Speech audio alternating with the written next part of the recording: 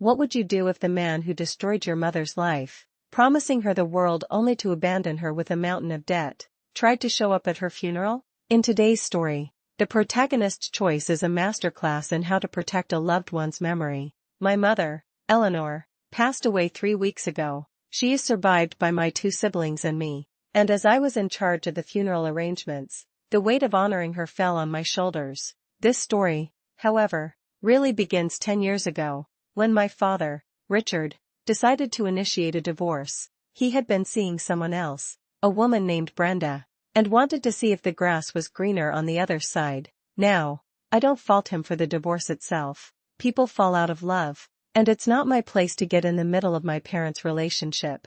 I was a 17-year-old kid who discovered the affair by snooping in my dad's open email. A classic teenage mistake. What I read was sickening. His mistress, now his wife, would twist insignificant events from the past to poison him against my mother. For instance, she brought up a time years prior when my mom went to bingo without telling my dad. My dad was the sole income earner then, and while my mom won a fair bit of money, he was upset she'd used his money without asking. It was a minor squabble, resolved over a decade earlier, but Brenda blew it up into a major betrayal. She did this with countless other non-issues, meticulously turning my father against the woman he'd built a life with. So no, I wasn't against the separation itself. What I was against, and what I will never forgive, was how he treated my mother after. During the asset division, there was one key event that branded itself into my memory. My father, Richard, was a textbook manipulator. He looked my mother in the eyes and promised he would still be in her life,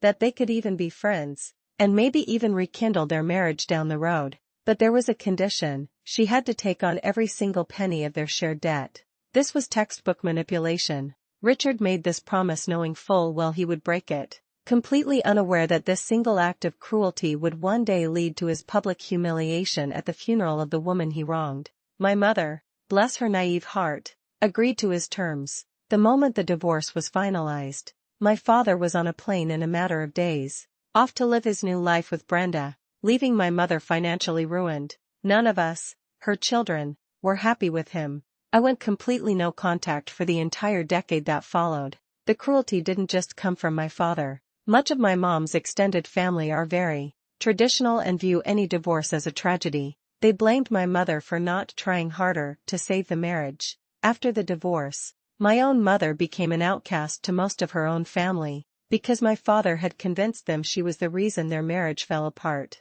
Imagine that, my mother's own family taking my father's side. So, when I was planning her funeral, I knew there was a non-zero chance my father would show up, not to pay his respects, but for some other selfish reason. I also knew some of my cousins on my mother's side, who blamed her for the divorce, had stayed in touch with him. I decided I would not allow her final farewell to be desecrated.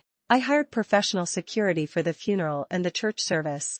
As one commenter later pointed out, my father's very presence would have been an insult, and I was not about to let my mother be insulted one last time. The day of the funeral arrived, heavy with grief and tension, and sure enough, just as guests were being seated, my father, Richard, arrived with his new wife, Brenda, on his arm. They walked up to the church entrance, but my security team, professional and discreet, stepped forward with a list. His name was on it. They were calmly and quietly barred from entry. Richard's face went from feigned solemnity to indignant rage. Brenda looked shocked, but the real drama came from my Aunt Patricia, one of my mom's sisters who had sided with my father. She began to cause a scene, her voice rising in the quiet churchyard, demanding to know why he was being disrespected.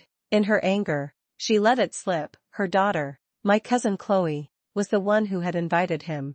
I looked over and saw Chloe, a few feet away, looking guilty. All I had to do, as one person later imagined, was give a subtle nod to the security detail. I pointed at my cousin. I had them escort Chloe out of the funeral, too. The fact that she had so brazenly disrespected my direct wishes made her just as unwelcome as the man she invited. This, of course, caused a massive rift in the family, or at least, it made the existing one impossible to ignore. A few of my aunts and a whole cohort of my cousins now think I went overboard. Some have even removed me from Facebook, which is a loss I can certainly bear. As another observer wisely noted, Showing up to someone's funeral doesn't somehow correct the shitty way you treated them when they were alive. My father had no business being there, and my cousin was wrong to invite him. It was my mother, and therefore, my decision. I was never close to the people who were ejected or the ones who made a fuss. I can live a perfectly happy life with zero contact with any of them.